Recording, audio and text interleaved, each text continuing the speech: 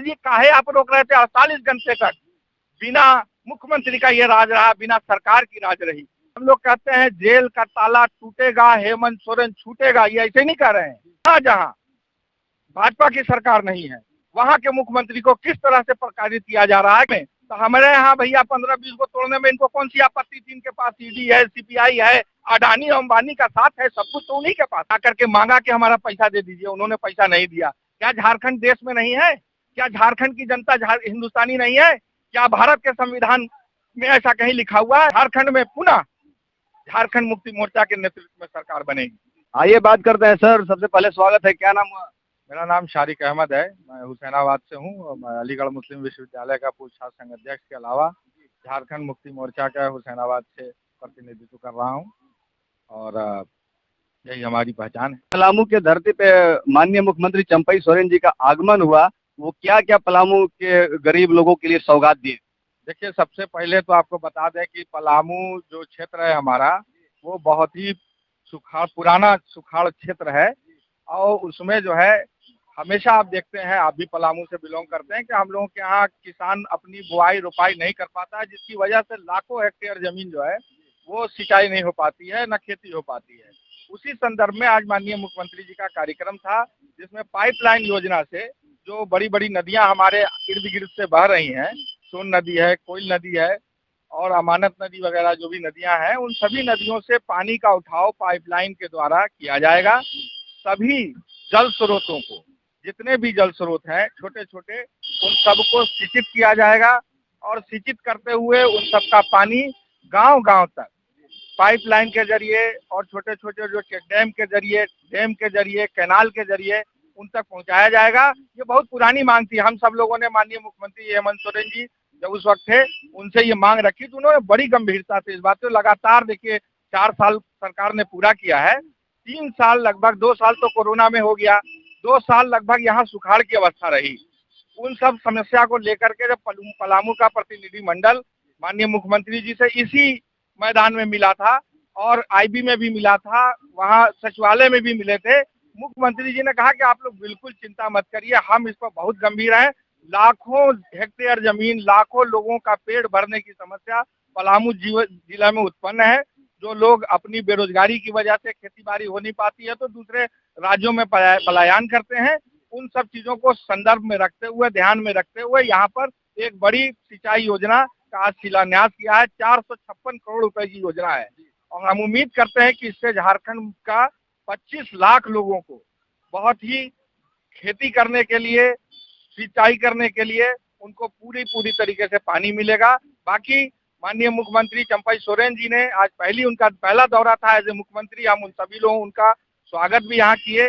दूसरी चीज है कि उन्होंने कहा, जिस प्रकार से केंद्र सरकार ने अपने जो उनके टट्टू हैं उनको छोड़ करके माननीय तत्कालीन मुख्यमंत्री हेमंत सोरेन जी को गिरफ्तार कर लिया, और मगर उन पे तो जमीन घोटाला का आरोप है सर, तो क्या लगता है, क्योंकि मुख्यमंत्री वीडियो जारी करके कहे थे कि जितना भी आरोप लगाया गया गलत है, क्या ये गलत आरोप है? हम लोग कहते हैं जेल का ताला टूटेगा, हेमंत सोरेन छूटेगा, ये ऐसे नहीं कह रहे हैं।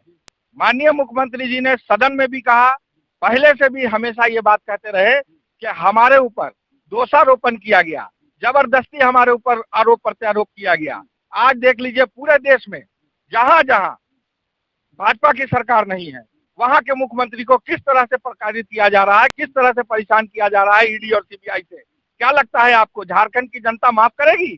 कभी माफ नहीं करेगी।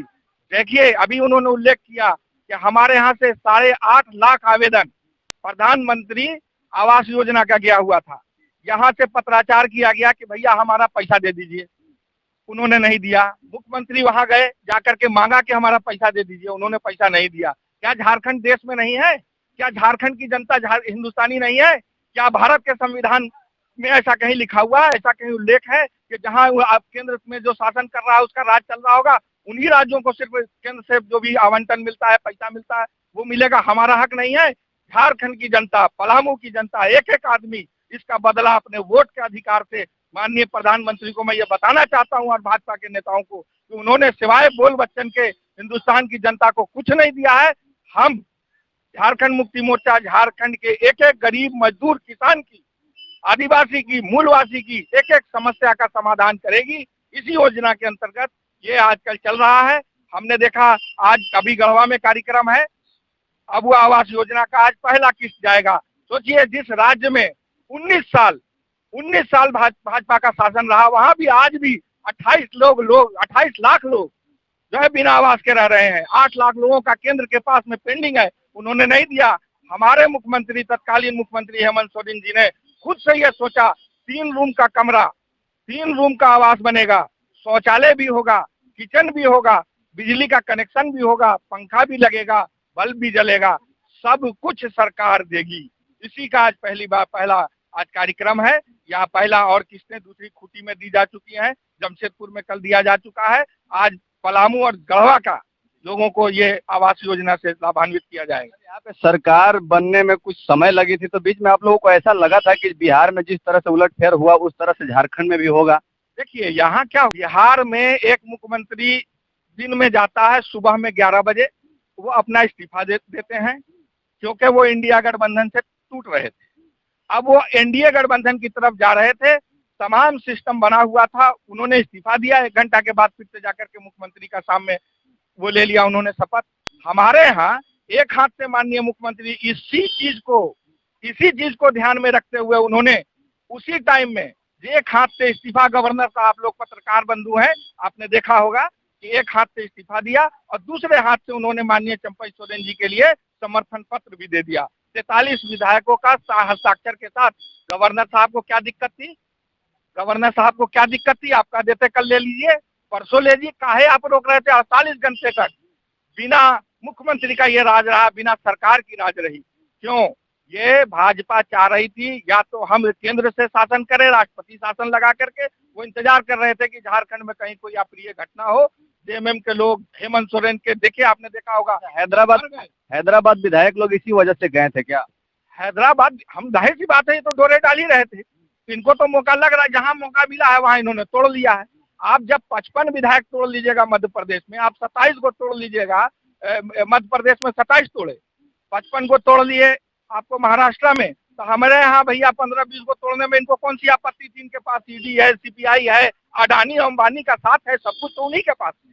आखिर वो लोग यहाँ पे कामयाब क्यों नहीं हो पाए? आप लोग क्या कैसा तैयारी बनाए हुए? हम एकजुट थे। हम सब लोगों को मालूम था कि ये हेमंत सोरेन के चेहरे पर चुनाव जीत करके आए हैं, जनता के बीच में हमें फिर कल को जाना है। कहां से क्या होगा? झारखंड मुक्ति मोर्चा एकदम मजबूत है, किसी प्रकार का कोई किंतु परंतु नहीं है। हम लोग आने वाले चुनाव में भारतीय जनता पार्टी को, आप याद रखिएगा, जब चुनाव होगा आप देखिएगा कि झारखंड में पुनः झारखंड मुक्ति मोर्चा के नेतृत्व में सरकार बनेगी।